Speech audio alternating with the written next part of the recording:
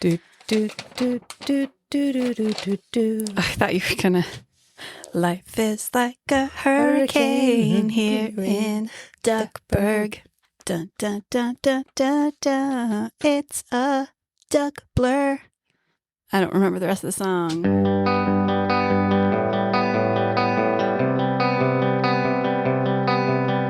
But we are recording, so I don't know, man. might solve the mystery or rewrite history. DuckTales, woo! Da-da-da-da-da-da-da-da, DuckTales. Woo! I don't know it all. I need to watch it. I used to know all of the Chip and Dale theme song, though. Oh my gosh. Oh, no. Oh, somebody's screaming at me. What was that for? Was that a sap? Oh, he's mad. My Tamagotchi's mad at me.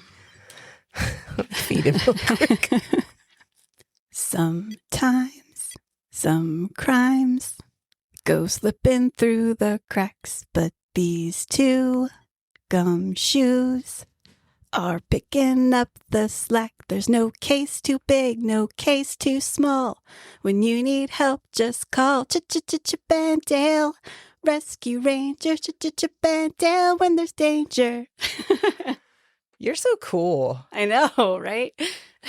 I'm so glad you see it. No one else listening to this podcast thinks so. They're like, oh my gosh, this woman needs help. But like, no, I mean, that's really cool. I can't remember things. I mean, it's not like a brag to like remember the childhood I mean, sure, TV why show not? jingles. I don't remember what I ate for breakfast this morning. Oh, it's because I didn't have any. I did. No, I had a couple of those protein balls. Oh yeah, I had Harmony's protein balls. Shout out to Yeah, Harmony. they're super delicious. Super delicious. Yeah. Anyway, how's it going? I'm looking for good news, and I'm just struggling, so I'm not going to find anything. Oh, it's okay. I'm just Make some more noise. I got distracted looking for something that I wanted to post, and then I got distracted trying to. My brain is now trying to think of all the random. I have good news. Wait, let me finish my sentence. Okay. All the random cartoon jingles from my childhood. Okay, go. Go, Power Rangers. Okay, no, my good news is that today in farmhouses all over the world, little spoon liquor has arrived. Oh. I was like, what about farmhouses all over the world? What? Actually, well, at the time of spoon recording liquor. today, the 15th of December, that's Spoon Liquor's Day. Spoon liquor is my favorite Yule Lad. I know. If you don't know what we're talking about, go back and listen to our Yule Lads episode. Episode 3. They're called Little Yule Punks, which is funny for reasons that I will point out later. Okay. that you covered the punk genres. Anyway. Mm-hmm. Yeah. Hey, Jess, what's your topic today? My mind is blown with the synchronicity. I can't tell you what my I think topic you is. should. I think you should tell me right now. I had another thing I wanted to say about the Yule Lads. Okay. If you join our Patreon, I have been posting every day about each Yule Lad. Yule log. I wanted to say Yule log. I should wanna make another a one of Yule those. log. I did one, like, I don't know, last October or November, right? It was Thanksgiving. Oh, yeah. I made the little Like cookie 2 years hedgehogs ago. or something. Yeah, those were adorable. That I was should the do that coolest again. little log. I was like, hey, I can do this. Yeah. I was very proud of myself for like 5 minutes. That's a record for me, so hold on to that. It was really cool. That was good. I should make another one. Yeah, it was very delicious too. Join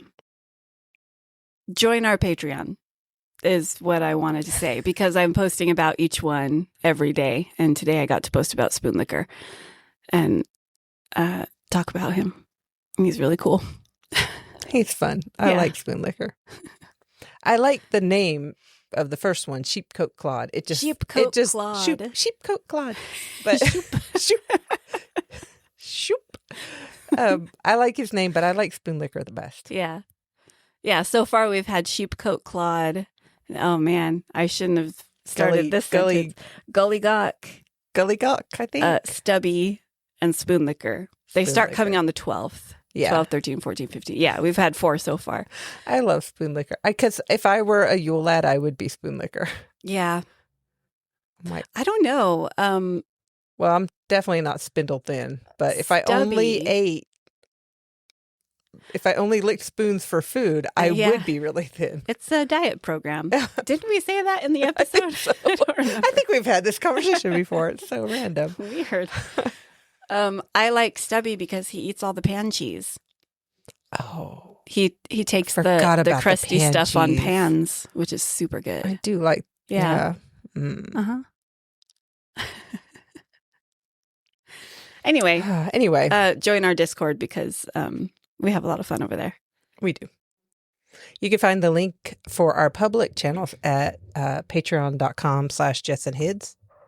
Yeah, just look for the most recent, like if you might have to scroll a little bit, but it's always like one of the top posts will be a little calendar of what we're doing for the week. I usually post them on Sundays. So look for that. And in that post, it's a public post. So you don't even have to follow us. You just have to have a Patreon account. But please follow us. But yeah, it's a public post, so you can see all the links there. And the Discord link is toward the bottom of the post. Yeah. Yep. It's fun. We have a lot of fun. We're doing the little arts and craft channels have been taken off. We have 30-day challenges each month to do little sketches. And people are arting and posting their art in beautiful, beautiful watercolors. And new artists are drawing things. And it's just making my little creative heart happy. I just love it so much. Yeah, I need to art more. I want to focus on like digital stuff though. Like that's one of the reasons I wanted to start bringing the tablet to work. So lunch breaks, going to be working on tablet stuff.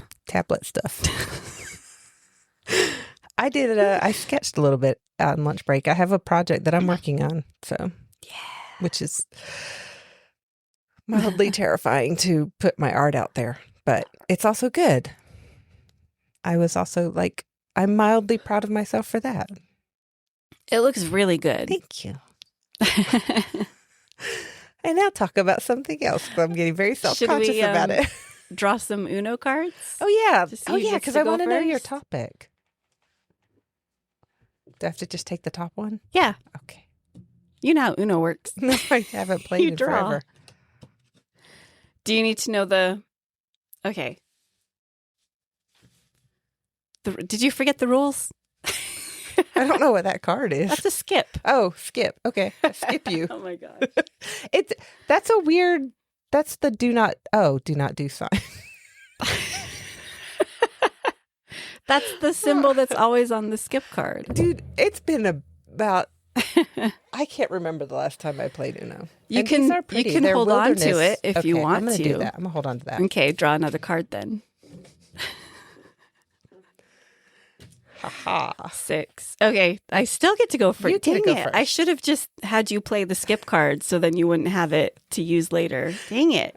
So skip card, play a skip to avoid having to draw. The other person goes first. So okay. Yeah, I'm gonna keep what you that. would do. So if you play a 1, I'm gonna be like, haha. I mean, I guess you couldn't have you couldn't have used it anyway because it's to avoid having to draw. I don't know. We're going to have to revisit these rules. It's fun. We're having fun. It doesn't matter. Yeah. Okay, Chaos. fine. Chaos is what we do I here. did a 7 and you did a 6. Yes. Oh, no. Oh, no. Don't you dare. Don't say it. I'm not. I will throw something at you if you say it. Junie, don't say it. Junie, no. No. Oh my goodness. Okay. All right. Okay. So, synchronicity you mentioned, and now I want to know. So the synchronicity will, I'll talk more about it toward the end, but the topic I drew is the rise of the fantasy genre. Ooh, in literature fun. specifically. Yeah.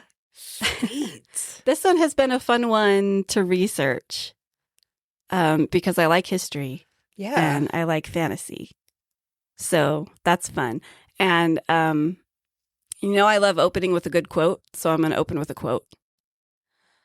It says, "Fantasy is silver and scarlet, indigo and azure, obsidian veined with gold and lapis lazuli.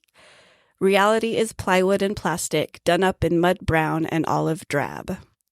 And that is a quote from an author that I've never actually read, and I probably never will. George R.R. Martin. Oh yeah, I'll never. No, I tried. I really, honestly tried. I liked the quote though. It's a good quote. Yeah. And so I was like, you know what? Well, it's part of his writing that I won't throw at the wall. He actually is like the forerunner of the subgenre of grimdark, and that's not surprising at all. Anyway, history of fantasy. Let's go. Yay. So fairy tales are ancient, dating back to humans telling stories. Wikipedia says dating back to the Bronze Age, but I would argue that fairy tales and like fantasy and storytelling existed before then. I think anywhere humans gather together in any form for more than 10 minutes, they're going to start telling stories. Yeah. and well, I was going to say your like cautionary tales is, but I'll be quiet. I want to hear your fairy tale. I want to go. So stories have always been with us, but the fantasy genre as we know it today was actually a pretty modern thing. And we only have a handful of examples of written works of fiction that were popular before modern fantasy. And there are distinctions between modern fantasy and literature, and then stuff that comes from mythology and stuff. Like mythology has, like, I'm not talking about ancient Greece and Rome and Egypt. Yeah. That wasn't there. There is a distinction between that and fantasy as we know it today. Yeah, because mythology is more like usually tied to belief in the deities and that sort of thing, and like why things happen the way they do. Yeah. Where fantasy is just like, what if butterflies could talk? And here you go, is a whole story. Yeah, like those stories were never, like fantasy or mythology and folklore were never considered fantasy because there was a purpose for them, I guess. There was a purpose for telling those stories. Mm-hmm. I'm actually going to talk about the difference between fantasy and early fantastical works. So like mythology and folklore and stuff. Cool. And according to Wikipedia, they list three key differences, and they talk about them a little bit. So the first one is the modern fantasy genre usually depicts a different reality, either a fantasy world separated from ours or a hidden fantasy side of our own world. The rules, geography, history, politics, and magic systems of this world tend to be clearly defined. Obviously, because they're different from our own, so they have to be defined. Mm-hmm.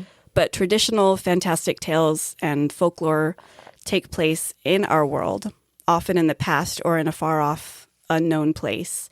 It rarely describes the place or the time with any detail or precision, instead saying simply that it happened long ago and far away. Yeah.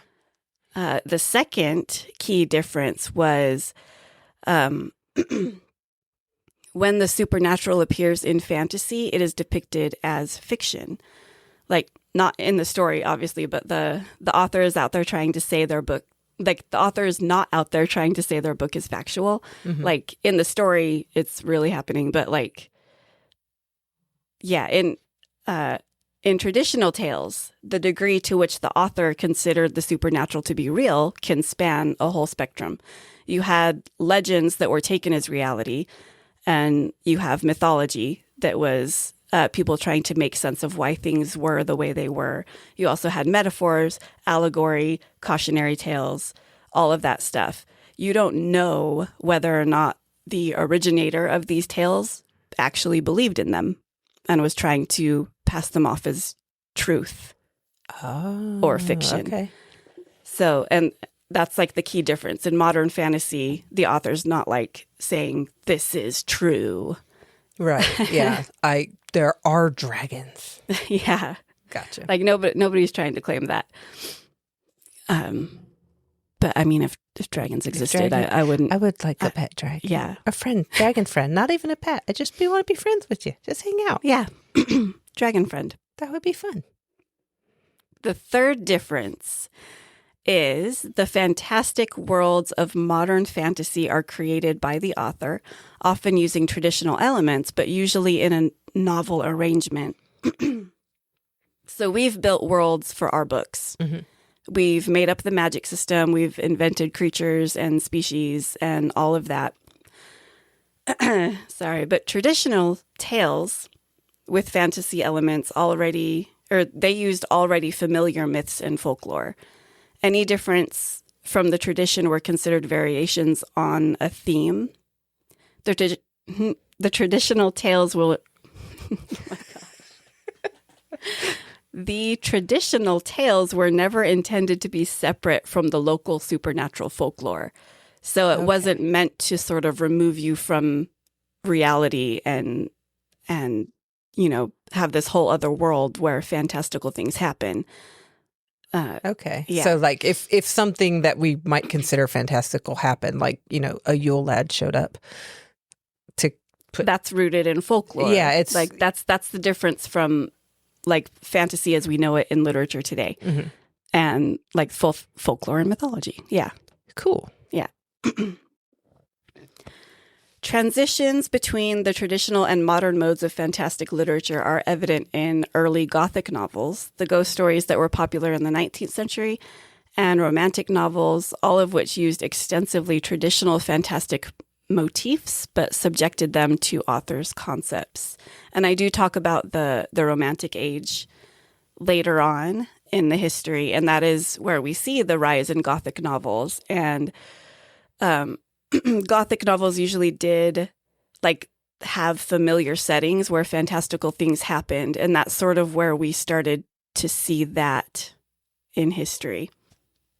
So depending on how you define fantasy, you could say that no work created before the fantasy genre was actually defined can be considered to belong to it, no matter how many fantastic elements it includes. But then again, by another standard, the genre includes the whole range of fantastic literature, both the modern genre and the traditional stories, because many elements which were treated as true, or at least not obviously untrue, by earlier authors are totally fantastic for modern readers. So like we think of mythology and folklore as completely fantastical. Mm-hmm. So for us, those stories are sort of enveloped in fantasy literature. But one could argue that they're separate. You know what I mean? Yeah. I think, like, I know you're saying us in general, and I'm like, no, mythology is like rooted. No, yeah, I know that. Like, I get it because I've just read. I'm like, I love reading mythologies of different cultures and that sort of thing. So it's very easy for me personally to separate mythology from fantasy. Yeah. And like in writing and stuff like that. Nowadays, it is very common for fantasy authors to draw on mythology and folklore and other legends for their fantasy novels. I mean, we do with Scarab. Yeah. That's, yeah. And yeah, I mean, you always like retellings, mythological retellings are like really big. Mm-hmm. I love retellings when they're done well. Yes, I do too. Excuse me. I'm kind of with the history side of things as far as fantasy and literature goes. I could talk about mythology and like the literature they had in ancient Greece and Rome they loved including fantastical works in there. Even ancient Egyptian texts included stories of that had like fantasy in it.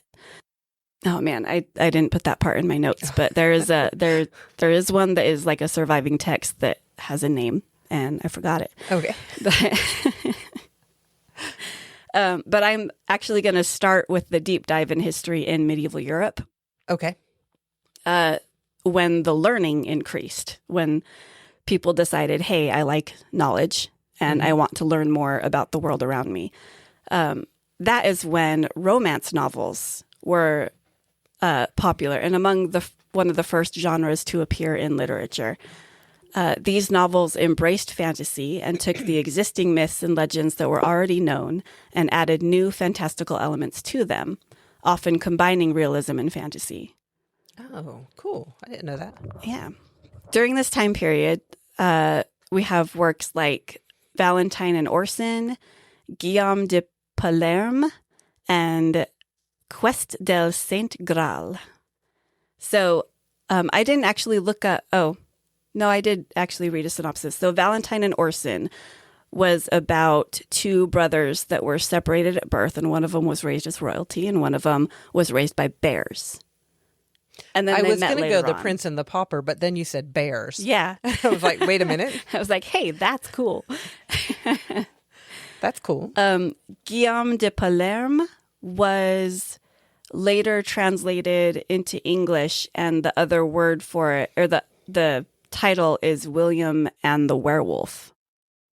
So okay. I'm assuming it's about a werewolf. I mean, I would, if the translation's done correctly, yes. Yeah. That's what I would also assume. And Quest, so it's probably Queste del Sant Graal. That's the Holy Grail. That was the precursor to sort of the mainstream Arthurian legend. Interesting. Yeah. I love the Arthurian legends. Yeah. Because they could be true. So these books and poems combined realism and fantasy, and all of them actually have unknown authors. Oh, interesting. Yeah. Romance continued to be popular during the Renaissance period as well. There was more of a shift from relying on traditional tales as a frame of reference into like authors more and more wanted to amaze and surprise readers. So they wanted to come up with their own things. And like, because everybody knows, take a story like Little Red Riding Hood. Mm-hmm. Everybody knows that the grandma gets eaten by the wolf. Mm-hmm. And Little Red Riding Hood's going to go to her grandma's house and the wolf's going to be waiting for her in grandma's bed. Right. Like we know that that's not a twist ending.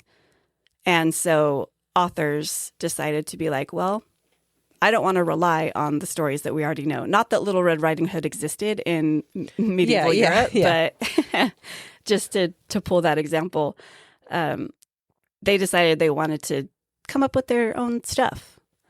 In this time, we got stories like Le Mort d'Arthur. You're supposed to like say that together in actual French, but and that was by Sir Thomas Malory, and that's kind of what canonized the Arthurian legends. Oh, cool. So we also have The Fairy Queen by Edmund Spenser, and a bunch of Renaissance poetry like Ludovico Ariosto's Orlando Furioso, which with its endlessly wandering characters, many marvels and adventures was a source text for many fantasies of adventure later on. Oh. So coming into the Age of Enlightenment, authors like Charles Perrault and Madame D'Aulnoy, D'Aulnoy. Okay. They made fairy tales popular. And here's a neat little thing. Madame d'Aulnoy termed her works contes de fées, or fairy tales. She invented the term that is now used for the entire genre. Oh, that's cool. I did not know that. Yeah, the term fairy tales didn't exist until her. That is very cool. Yeah. this era, even though you were seeing more of it, it was actually a bit hostile toward fantasy. Writers of the new types of fiction were realistic in style, and many early realistic works were critical of fantastical elements in fiction.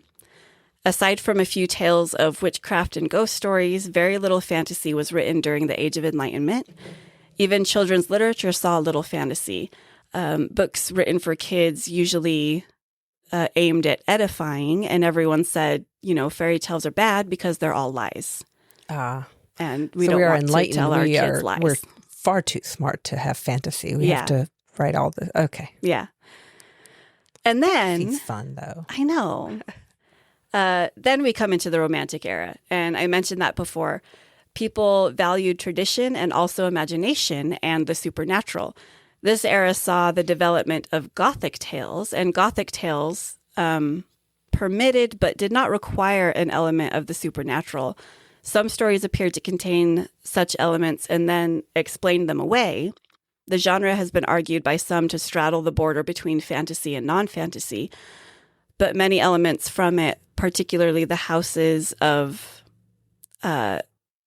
particular import, being ancient, owned by nobles, and often endowed with legends, were incorporated in modern fantasy. So, like, the Gothic storytelling saw the rise of, like, spooky houses. Spooky houses that have been in the family for generations. Are they haunted or are they just old? They're just old. Yeah.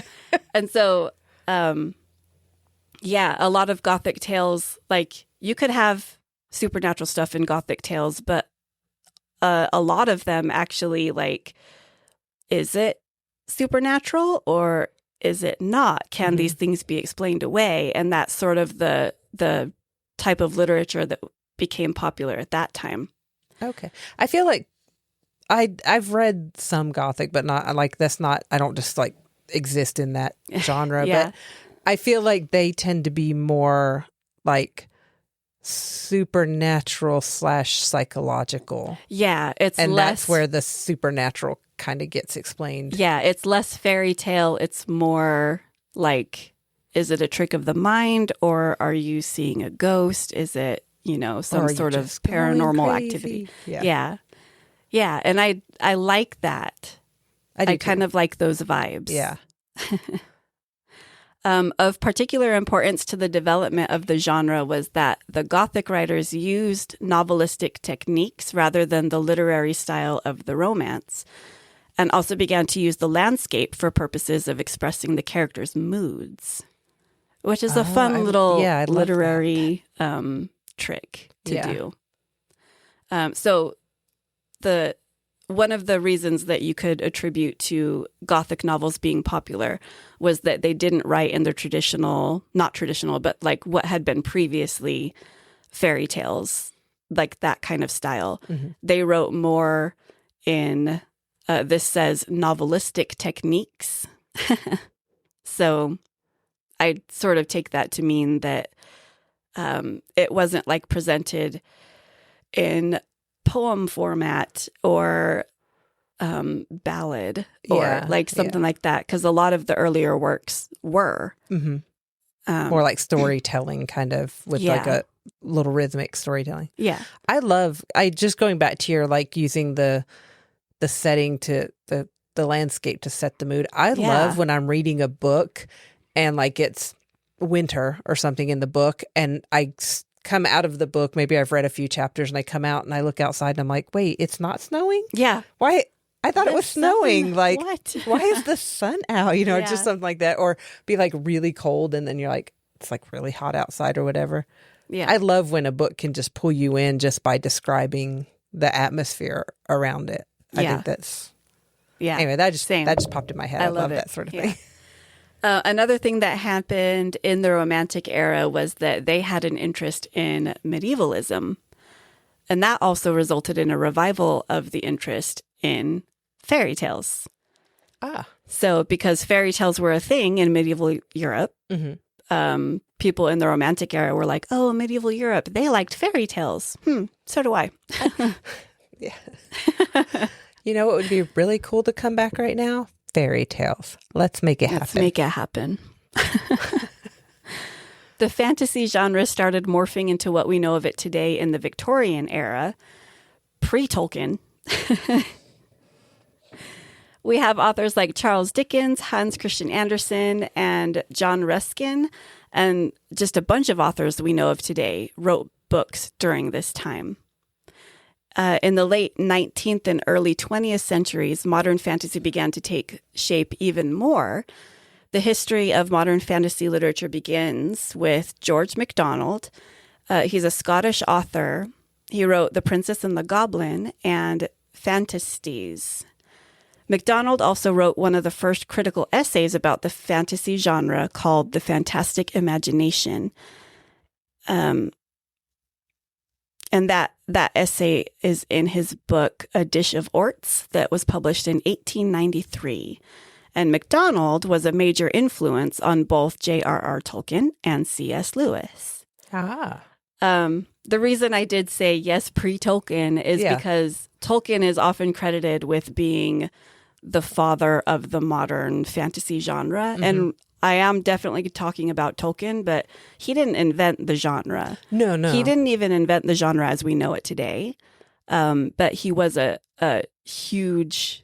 He made a huge impact on it, and I'll get to that later. But yeah, pre-Tolkien. Another fantasy author of this era was William Morris, whose most popular book was The Well at the World's End. Morris was an important milestone in the history of fantasy because while other writers wrote of foreign lands or of dream worlds, Morris's works were the first to be set in an entirely invented world or a fantasy world. Oh, that's cool. Yeah. So other authors, they do the whole, you wake up and realize it was all a dream, or like it was in some far off distant land that still existed on Earth. Yeah. Okay. Yeah. That's cool. Morris created William Morris. Yes, William Morris, The Well at the World's End. So this started a trend. At first, stories that took place in fantasy worlds would feature a solitary individual whose adventures in the fantasy world are of personal significance and where the world clearly exists to give scope to these adventures. So, like, authors started creating their own worlds for things, but they didn't necessarily plan out the entire world. It was just, let's focus on this character and the world can kind of just move around this character. Mm-hmm.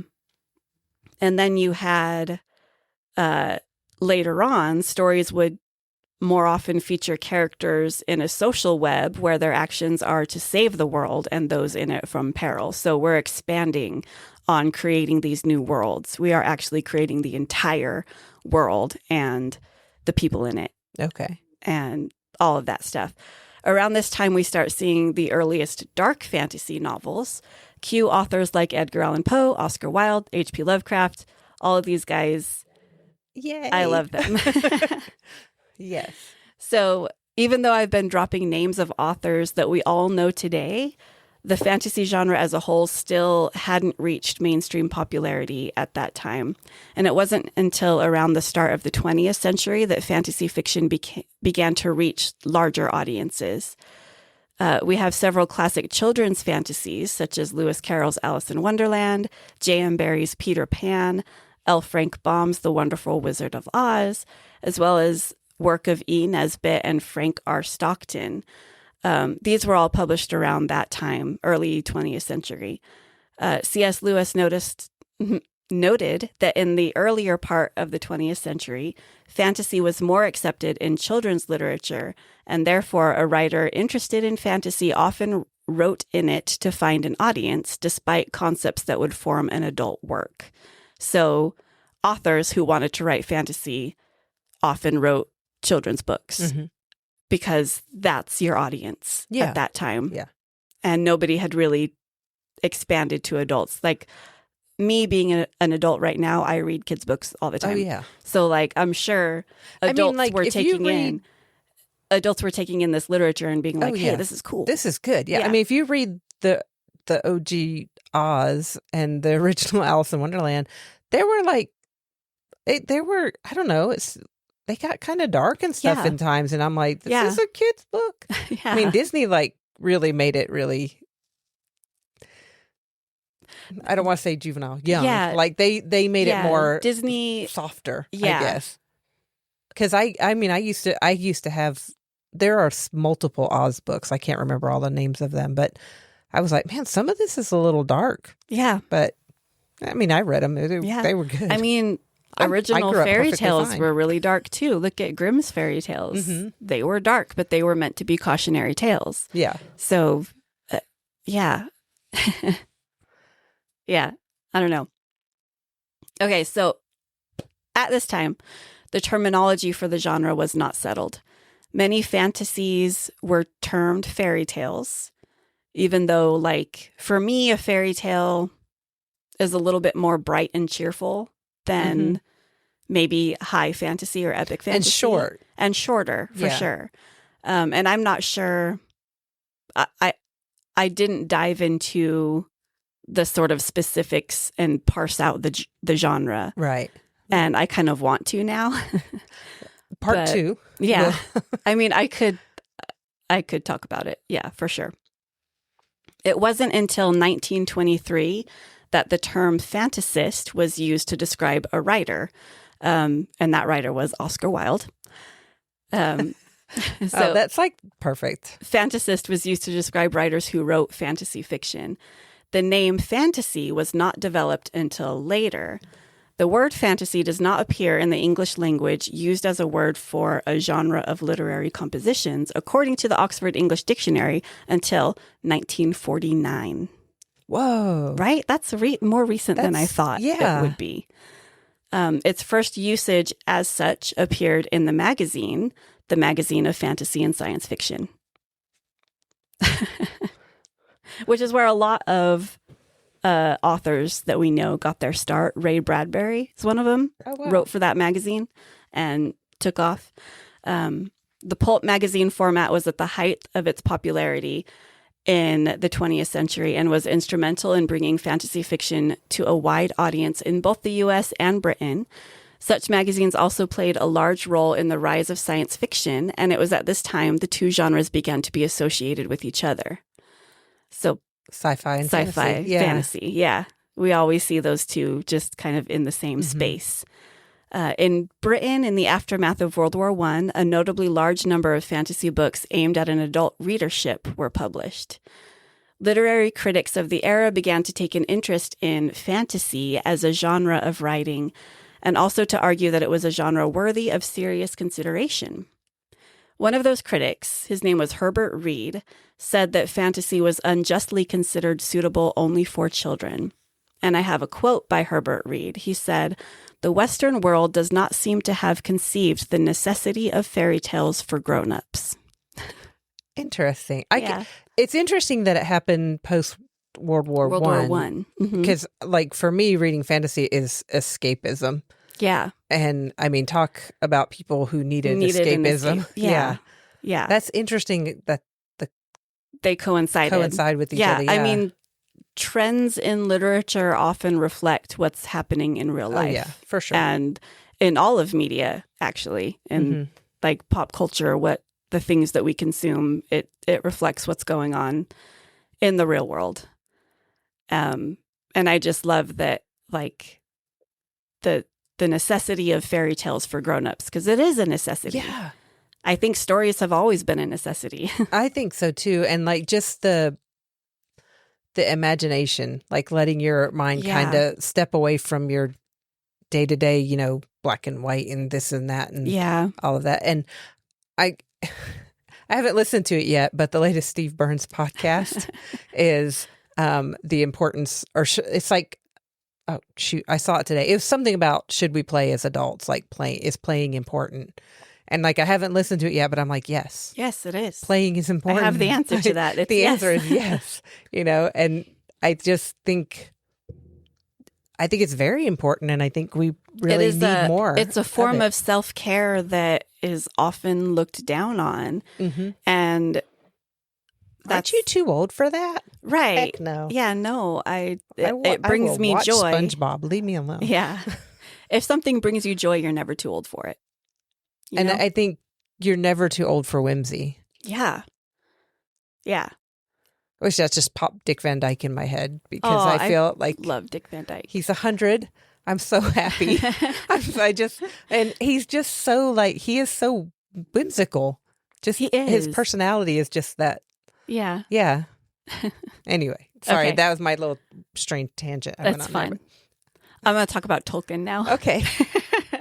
Okay. It was the introduction of high fantasy, in particular The Hobbit and The Lord of the Rings, that allowed fantasy to truly enter into the mainstream. Tolkien had published The Hobbit in 1937, and The Lord of the Rings was published in the 1950s.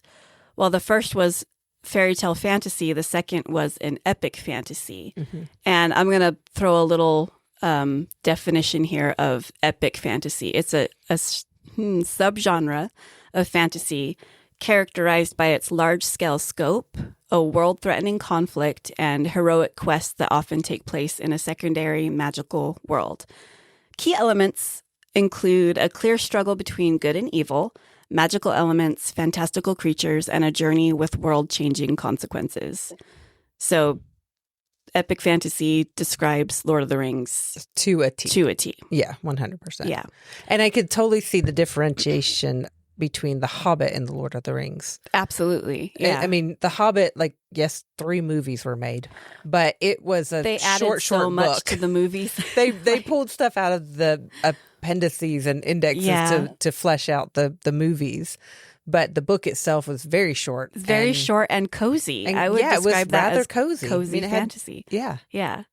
The stakes might have been high because it was this dwarf fighting to get his kingdom back, and there was, they had to kick a dragon out of a mountain to do it. Yeah. So, but it wasn't world changing. It was just their little journey, not the entire epic scope of Lord of the Rings. Yeah, they weren't saving the world. And it was all told in the point of view of this little hobbit who, like, by definition, is cozy. Hobby. Hobbits define cozy, man. I mean, yeah. And so, like, he was always just thinking about his warm fireplace and a good cup of tea back home. And it was, definitely more along the lines of cheerful, cozy fairy tale than Lord of the Rings epic fantasy. In the early 60s, there was a renewed interest in sword and sorcery stories.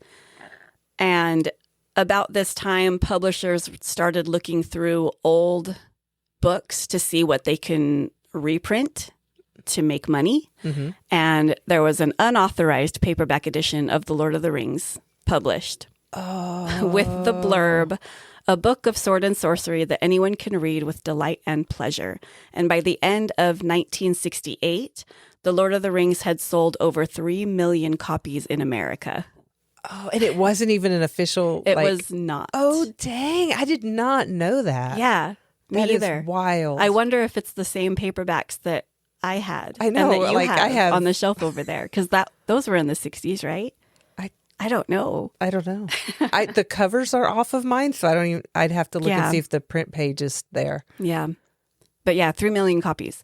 Its unexpected success caused American publishers to swiftly reissue a large number of older, often obscure fantasy novels, catapulting them to belated success. Whoa, so that's wild. Because of the success that The Lord of the Rings had in the 60s, that sort of unauthorized Lord of the Rings. Unauthorized reprinting. That's wild. Yeah.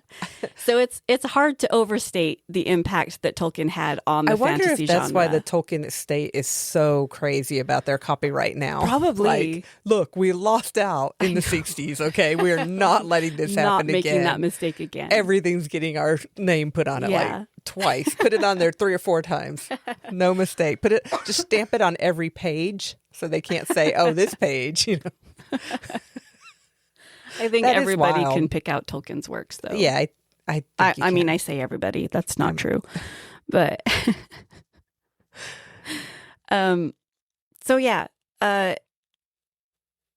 in some respects, Tolkien swamped all the works of fantasy that had been written before it. Mm-hmm. And it unquestionably created fantasy as a marketing category. With the immense success of Tolkien's works, publishers began, nope, I already read that. You did. My brain just glitched. I thought I was glitching. Oh, yeah. So. No, I didn't already read it, but it's worded remarkably similar. Oh. My bad. So publishers also began to search for new series with similar mass market appeal, like not reprintings, but looking for authors that would write these books. And so fantasy novels began to replace fiction magazines as the heart of the genre. Many, let's see, it wasn't until 1977's The Sword of Shannara that publishers found the sort of breakthrough success they had hoped for. So like big boom in the 60s, and publishers started looking for new stuff, but they didn't really find it until The Sword of Shannara, the Chronicles, right? Mm-hmm. And that was in 1977. They're still like putting out books, right? I think so. I feel like that. I feel like I know they did. It's the thing I recognize. So maybe I've never read some them. time ago. Was it MTV did a show? The Shannara Chronicle? Was it MTV or was it the Sci-Fi Channel? The Sci-Fi Channel. I can't remember. It might have been the Sci-Fi Channel. Yeah, it seems more like the Sci-Fi Channel vibe. I don't know. Well, I mean, MTV doesn't play music anymore. Like officially, they don't play music anymore, which is heartbreaking. Sad. But anyway, The Sword of Shannara became the first fantasy novel to appear on and eventually top the New York Times bestseller list. That's wild. Which is cool. Which is hilarious because I've read tons of fantasy. I've never read a single one of those books. Same. Because there are so many. Yeah. And my brain is like, you have to start at the beginning and you have to read them all. Yeah. And I'm like, nope. There's like 200 of them or something ridiculous. Yeah. I mean, I'm still working through the Pern series, so I got through most of it, but there's some new ones I haven't. I never finished Wheel of Time for that reason. But like the Wheel of Time is done. It's done. They're not adding new books. So maybe eventually I'll get to it. They're just very large books. Very huge. Yeah. It's good though. I mean, it is good. Yeah. So. And that brings us to today. We have so many, like fantasy is all over the place. Huge. And just, I mean, it's hit like movies. I mean, the fantasy movies genre is like out there. Yeah. We have so many subgenres of fantasy. It's crazy to think about all of them. And I'm actually going to talk about a bunch of the lesser known ones in our bonus content. So there's Bangsian, comedic fantasy, contemporary fantasy, cozy, dark, gas lamp fantasies. There's grimdark. There's hope punk, myth punk, which is the crazy synchronicity that I was thinking about. Yeah, but that's a genre. Bangsian? Are you going to talk about that? Bangsian, I am going to talk about it and another thing. If you want to hear about Bangsian bonus content, join our Patreon at patreon.com/JessandNudes. I'll also be talking about sword and sandals, fantasy, sword and sorcery, urban, western, all the things. I'm so excited for the bonus content. You're going to get to talk a lot because I don't have bonus content. It's fine, I guess. Well, I only have like 10 minutes of topics, so it's fine. I did actually want to include a few of the more general fantasy subgenres. Okay. So there's portal fantasy, which is where a normal person finds a hidden world somewhere. Think Chronicles of Narnia. Okay. You go into the wardrobe and get transported to this mystical, magical world. So that is a pretty popular sort of fantasy trope. I don't really want to call it a trope because like portal fantasy can envelop a lot of things. Yeah. There is immersive fantasy where the fictional world is seen as complete. Fantastic elements remain unquestioned. I'm just reading off of the Wikipedia page. How dare you? Let's see. immersive fantasy. There's intrusion fantasy, where the fantastic intrudes on reality. So unlike portal fantasy, where a person finds a different realm that is fantastical, intrusion fantasy where you'd start seeing fantastical things in your own world. So if I see a dragon, right that's now. Intrusion fantasy. Or if the cat actually started talking. And then there's also liminal fantasy, which is like, if you're familiar with liminal spaces, these are things that appear to be of our world, but something's a little off about them. And that's liminal fantasy. It appears to be a world like our own, but there are just subtle differences. Yeah. So like things like I'm looking at the Obojima source book because it's Did you just hear that weird I heard a cat. No, I just heard something in my ear. Oh. Like in my I didn't hear anything. Okay. Carry on. That's funny. Liminal spaces. Yeah, liminal. So liminal fantasy, I think I would include Studio Ghibli. Some Studio Ghibli movies in liminal fantasy, because it's a world that appears to be like our own, but with subtle differences. Some of the movies. Others are definitely 100% fantasy. But yeah. Okay, cool. Yeah. I love this. And that's it. That's all that's all I have to wait for the bonus content to get more. Yeah, to get the weird lesser known subgenres. Okay, cool. You gotta. I'm excited. I'm so excited for the bonus content. Yeah. I just wanted, like, I was like just getting all cozy in, and then I don't know what that was in my ear. Yeah, that's weird. When you edit this, you have to let me know if you hear something in there. That was bizarre. Okay. Cool. Weird. All right, it's your turn. I don't have much, but I'm going to talk about a little creature, and I'm going to flip my camera over. My camera? No. I just got to show you this picture, and when you see it, you're going to be like, oh, yeah. Oh, my gosh. Isn't he cute? Oh, no. What is that? It's so cute. What's actually really funny is that's a front-on view. That's the side view. Well, the side view is better. Side view is way better. But also, I don't like the teeth. I don't like the eyes. Just the whole bigness of the mouth, I'm not a huge fan of. So what I'm looking at is an aquatic creature of some kind that I'm guessing. A telescope fish. A telescope fish. Okay, it's got nasty eyes and nasty teeth and a nasty big mouth. And well, he's only like 8 inches long, so. Yeah, I would argue that an 8-inch blade can certainly kill you. Look at all the teeth. Look at all those teeth and tell me that he cannot cause damage. Are you going to be at under 1,600 feet underwater? I don't know. Maybe someday. Unlikely. Unlikely. Like, you are not going to free swim 1,600 feet below the surface because you will die. Okay. So. Have you seen Abyss? I have. We should watch it again. It's been a long time. Anyway, it just reminded me. That's like the one where they fill their lungs? That they drink. Yeah. Oh, Yeah. That freaked me out. Yeah. That was very cool, though. And is that the face? Like the like thing? the alien. It was aliens that lived in the trench. Spoilers. I know. I'm sorry. For a movie that came out like in the 30, 40 years ago. I don't know. Why? Why did I say so many years ago? It didn't come out before I was born, so I'm fairly sure it didn't come out before I was. It was like 90s, wasn't it? Yeah, 1989. Oh, okay. I was 2. Dang. Oh my gosh. Ed Harris. I couldn't think of that guy's name. He's got such an interesting face. He does. Anyway. I like him, though. Anyway. I'm sorry. Oh my gosh, his name was Virgil?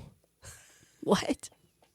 The actor, the character Virgil Bud Brigman. I did not know his first name was Virgil. Me either. That's my great grandfather's name. Virgil? Yeah. Edgar, come on. Edgar, come on. It's a terrible name. It's a terrible name. Virgil, the foul-smelling orangutan. We're quoting a book. A thing. Not a book. It's Poe Party, which I mentioned in my last episode. Yeah. If you haven't watched it yet, you should. Okay, so anyway, I'm going to talk about the telescope fish. The sad thing is, I was super excited to get this because I have seen that picture and I think it's just the coolest looking little alien creature. Didn't even know he was on the list. He was on the list. Telescope fish? Yeah, I think I found him when I was looking up the mantis and I was like, oh, that little guy's cute. I'm going to learn all about him. And I literally have like 4 paragraphs. Oh, okay. So that's because sadly, we don't know a lot about them. Oh. There are 2 different kinds. Sorry, I can feel that cough coming up. There are 2 recognized species of telescope fish, and I'm probably going to mispronounce it, but I did a whole lot of mispronouncing today, so it's okay. Gigantura chuni and Gigantura indica. Gigantura as in gigantic? Yes. But they're little. Well, I don't name these things. There's probably a whole, like, I don't do the whole, like, genus, species, all the breakdown. Okay. Sorry, I don't get into that. But also, 8 inches. That's not, I mean, as far as like sea creatures go. Honestly, you know what? I do have a reason why they're named that. Here we go. I do have a paragraph on this. Even though I said I didn't get into it, I lied. Oh. So I'm owning my little slip up. The common name of this fish is related to their bizarre tubular eyes. Because they're huge. The genus, in relation to their face. Yes. So the genus name, Gigantura, refers to the race of giants in Greek mythology. And then the suffix "ora" means tail. So they have this long, elongated lower half of their body. So their little head is, and then like they're 8 inches, but like 2 inches of that is their head, and then the rest is all body and tail. So it says that like the lower half of their tail fin can be like most of their body length. So they're kind of cool looking. Yeah. Okay. So I have some more pictures somewhere here. Oh, this one right here. Let me see if I can. This is it. I know it's great for audio, huh? I'm going to show you oh, wait, I can't. Hang on, I can't make it. I'll show you later. Should I just Google? Yeah, Google. Okay. Google telescope fish.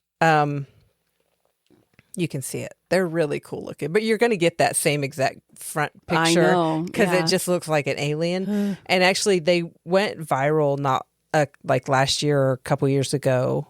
That little crazy picture, and people were like, "Oh, this is AI," and they're like, "Actually, no, this is a legitimate creature because it does look super alien." And their eyes are just like completely white because they don't have like they live in the dark spaces of the ocean. Yeah. So, yeah. I'm looking at pictures right now. They're freaky looking. They're freaky looking. So like I said, we don't know much about them. It's presumed that they are solitary active predators, and they stay from about 1,600 feet to 9,000 feet. So they go deep down. But they also are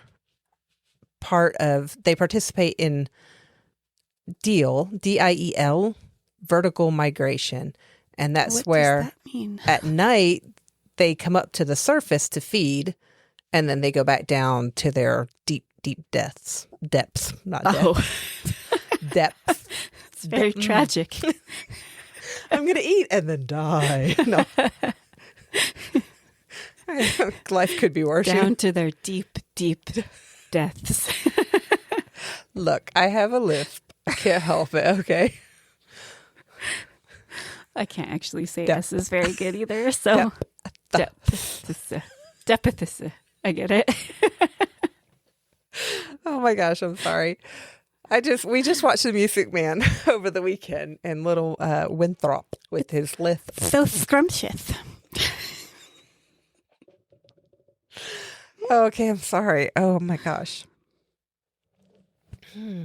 Okay, so they would come up to feed, and then they go back down deep underwater. And so they have these big tubular eyes with large lenses, and it's thought that they can look upward and spot bioluminescence in their prey, Oh, and that's how they hunt. that's cool. But you know what they can't find? The little guy that you did last season.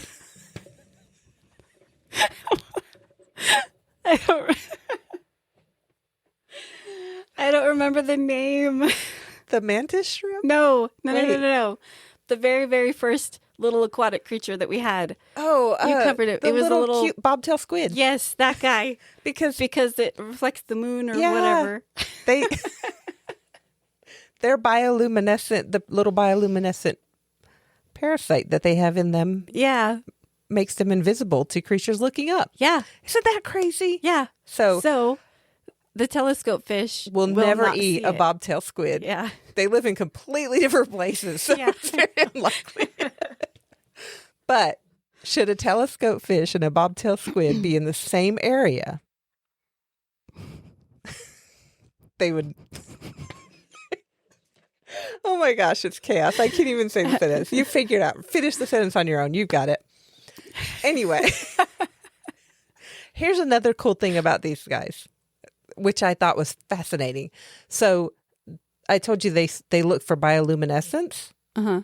So when they eat these things, because their skin and flesh and everything is almost translucent. Yeah. Because they live at these depths, and like a lot of creatures that live down there don't have like the deep colors and everything. They tend to be more translucent. Uh-huh. The lining of their stomach is black. So when they eat the bioluminescent fish or creatures that they eat, their prey, it doesn't make them glow. That's cool. So they stay hidden. Isn't that fascinating? And it's just wild. Yeah. It's so crazy. Huh. Yeah. They can also That's really cool. like pop their jaws out the way sharks can. Do they only eat bioluminescent things? I think that's how they find That's how they things. find it. Yeah. Because they're in the dark and Yeah. they, just look for little pinpricks of light to eat. that's really cool. So they can pop their jaws out. They can also expand their stomach so they can eat something much, much larger than themselves. Great. Yeah. That's fun to that's- think about. Just don't swim at 1,600 feet. You're fine. Okay. I doubt they could eat a human. They're No, only they like can't. 8 They inches. can't. They're They not can't. that big, but they can eat much bigger fish They than can themselves. bite the crap out of They you. could probably. But apparently, these different adaptations, like the being able to see the bioluminescence, have the extensile jaws and distensible stomachs. Ugh. I know, It's just like a gross I don't even term. want to say can't. those words ever. I'm never going to say those two things again. It's very common for creatures at that depth. Yeah. Because, when you're kind of living in this dark zone of the ocean and there's not much that lives down there, you kind of just have to eat what you can grab. Yeah. Anyway. Welcome to the dark zone.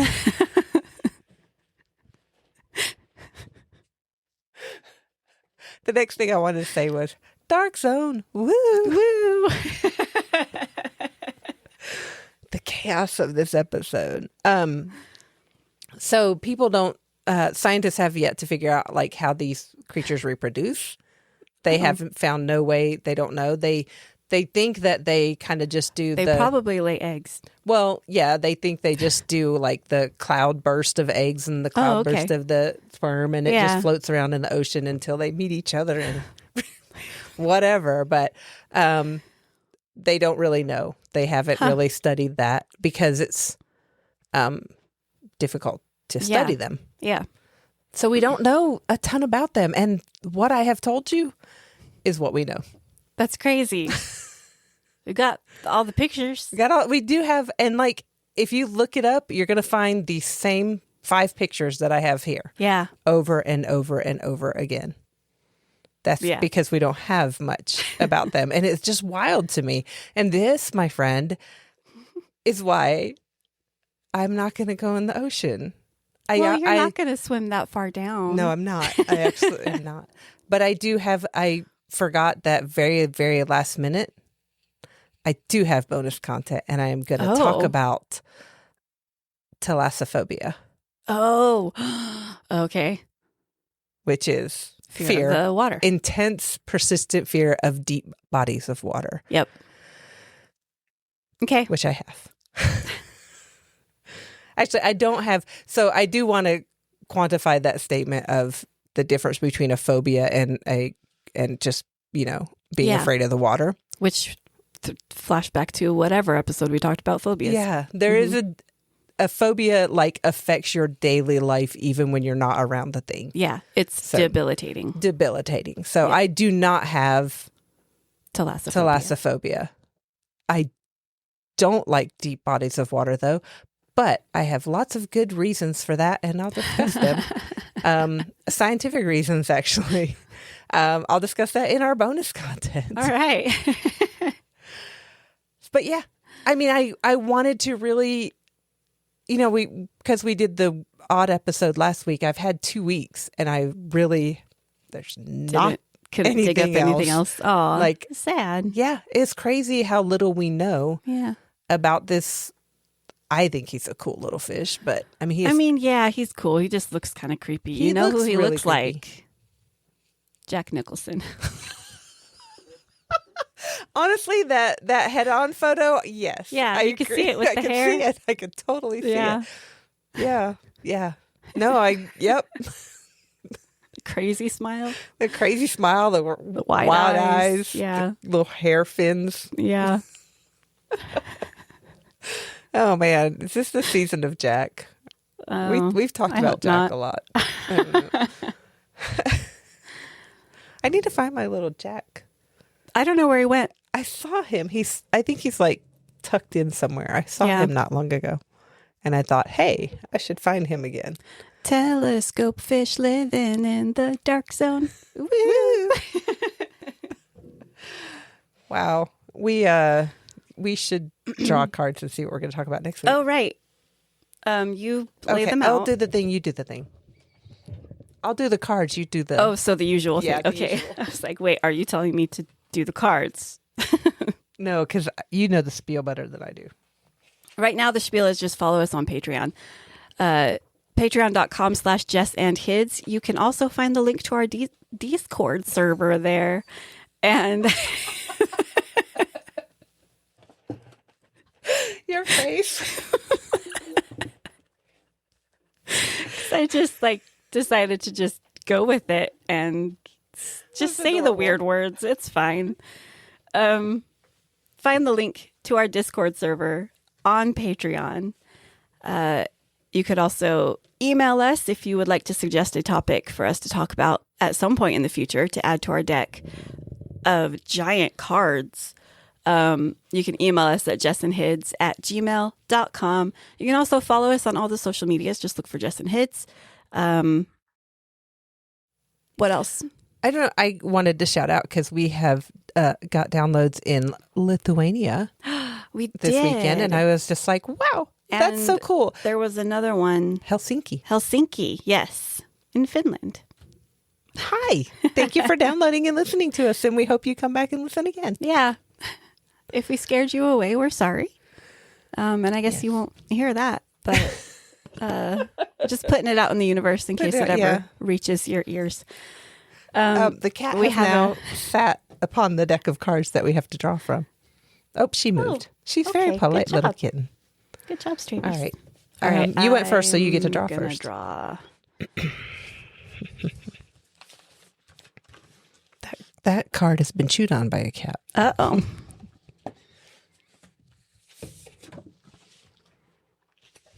Sorry.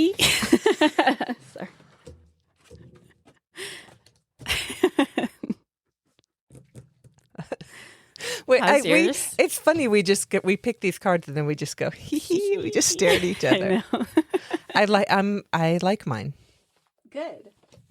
Do you like yours? I think I like mine. If it is what I'm thinking it is, then yes. What is it?